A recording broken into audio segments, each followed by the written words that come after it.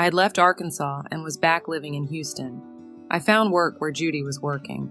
This was an oil exploration company, and I operated a compression machine that screeched a plastic top onto a plastic bottom, from which protruded a 3-inch metal spike. The plastic compartment held a magnet. The metal spike would be pressed into the earth by a field worker's boot. It would return sonar imagery to detect oil after a controlled explosion.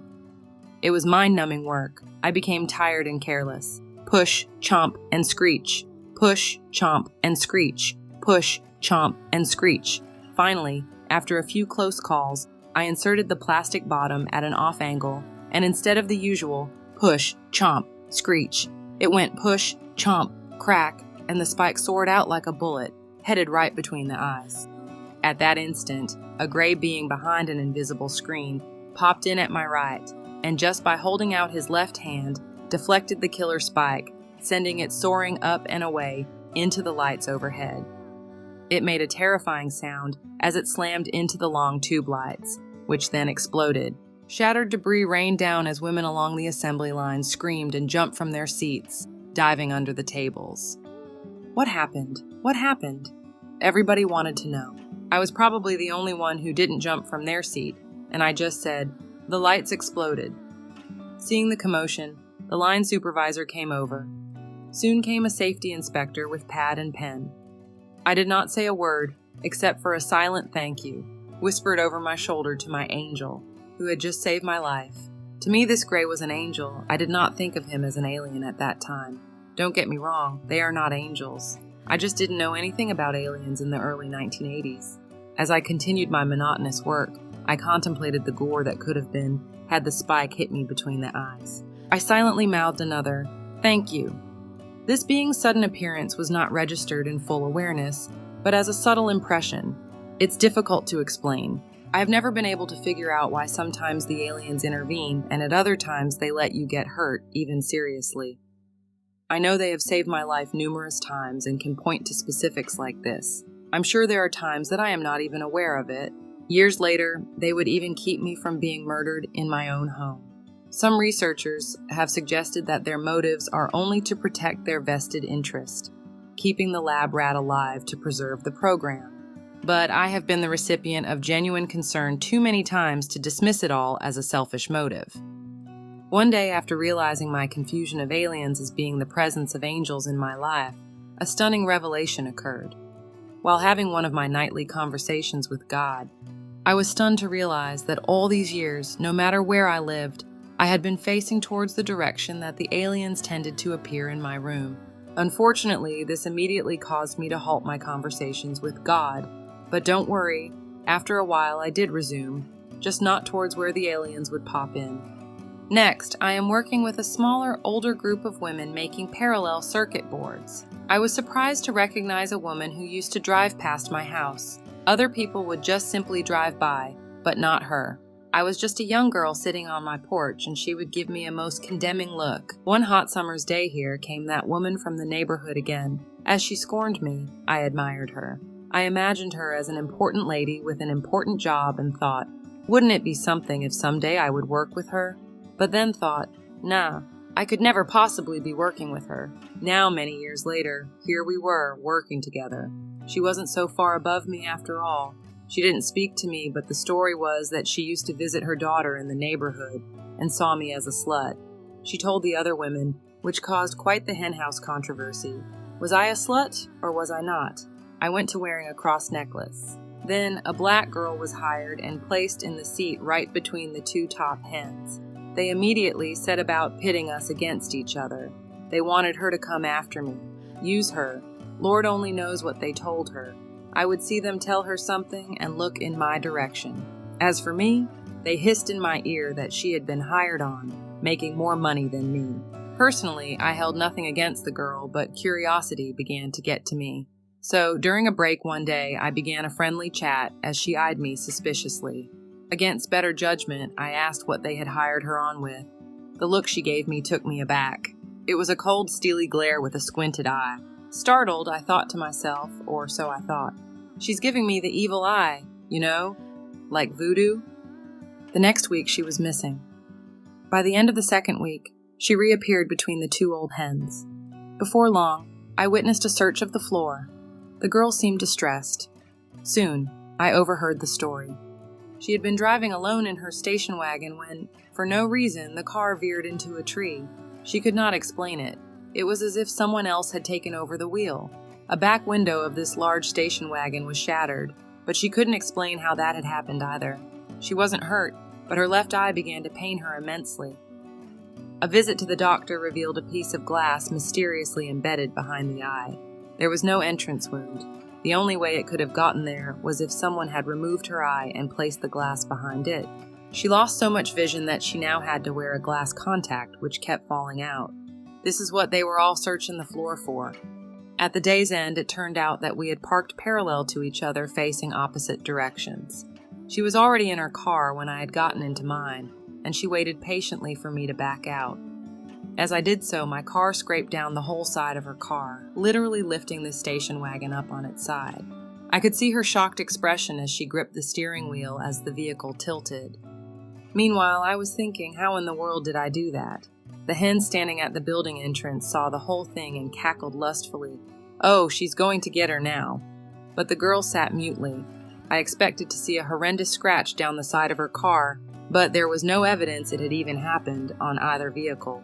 I smiled, waved, and called, "It's okay," and drove away. If the aliens had done this to her, I feel sorry because I wouldn't have wanted them to do that. But the high strangeness around how it happened draws suspicion that they did, maybe not so much because of me, but because of the evil eye's association to voodoo. Maybe they didn't like this practice. Around 1987, I landed a night job doing system backups. This was just a hop, skip, and jump from where we grew up. I did these backups at night while everyone was logged off and gone home. I had the whole place to myself, which was nice because I could avoid workplace politics. Late one night while alone at work, it seems I got a phone call, but when I hung up, I could not remember who had just called or what was said. No one ever called there at night.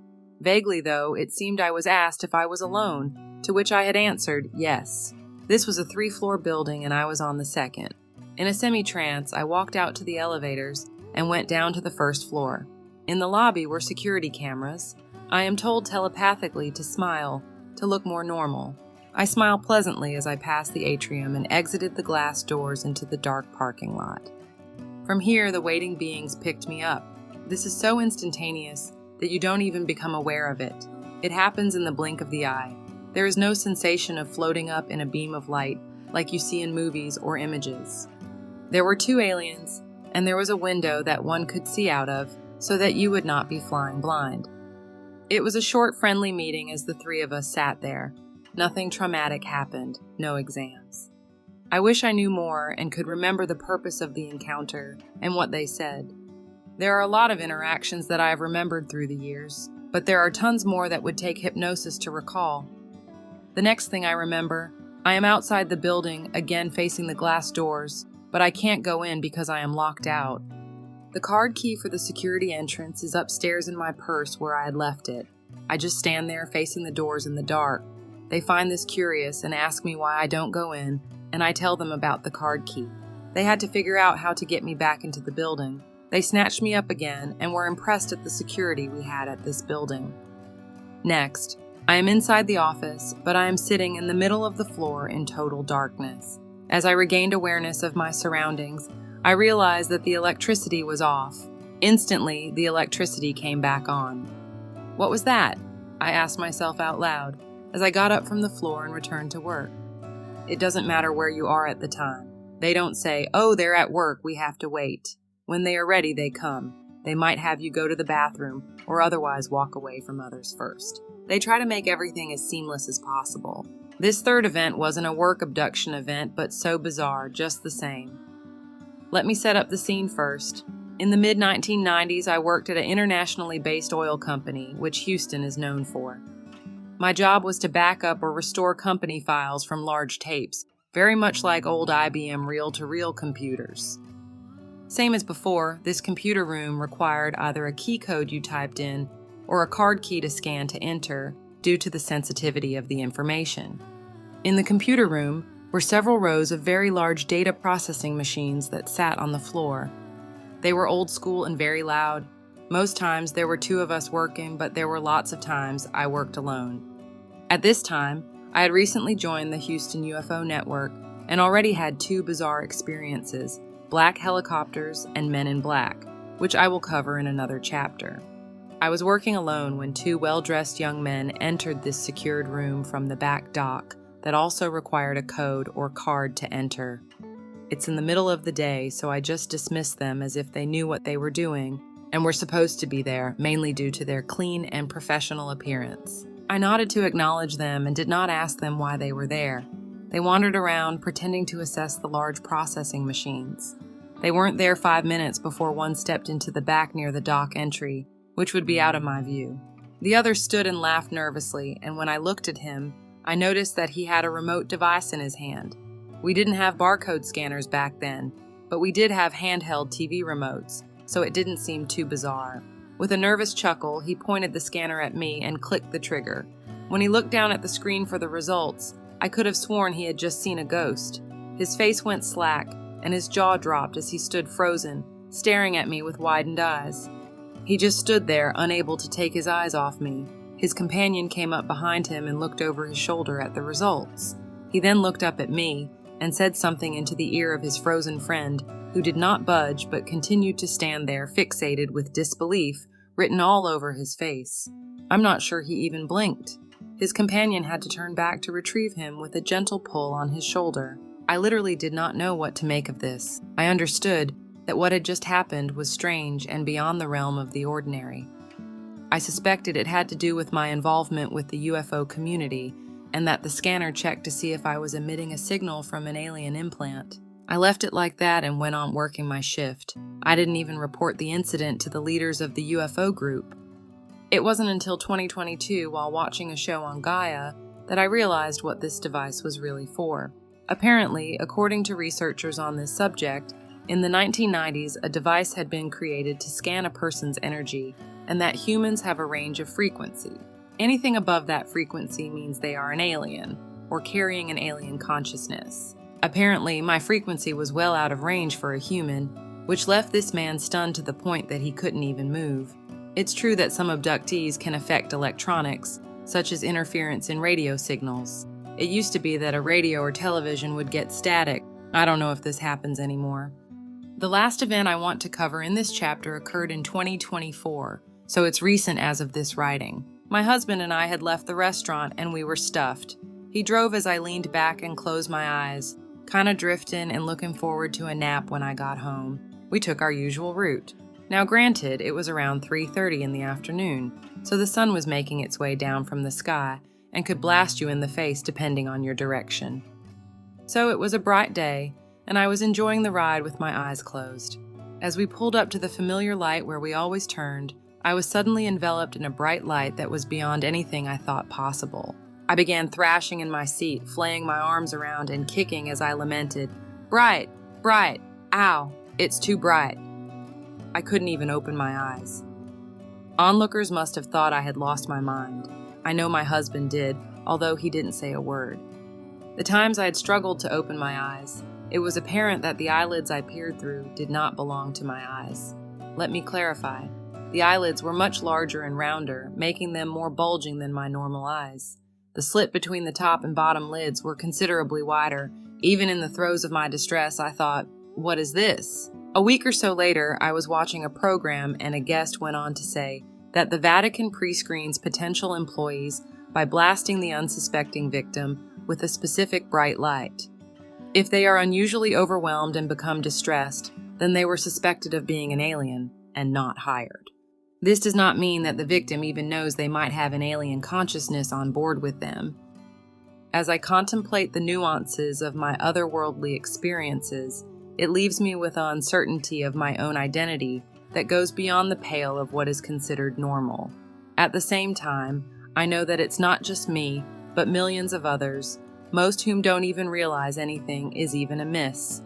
This concludes Chapter 27. In the next chapter, Chapter 28, I share the sordid details of how I was used by a Muslim man who, unbeknownst to me, had married me just for the green card. He was also drugging me and ex-trafficking me to other Muslim friends.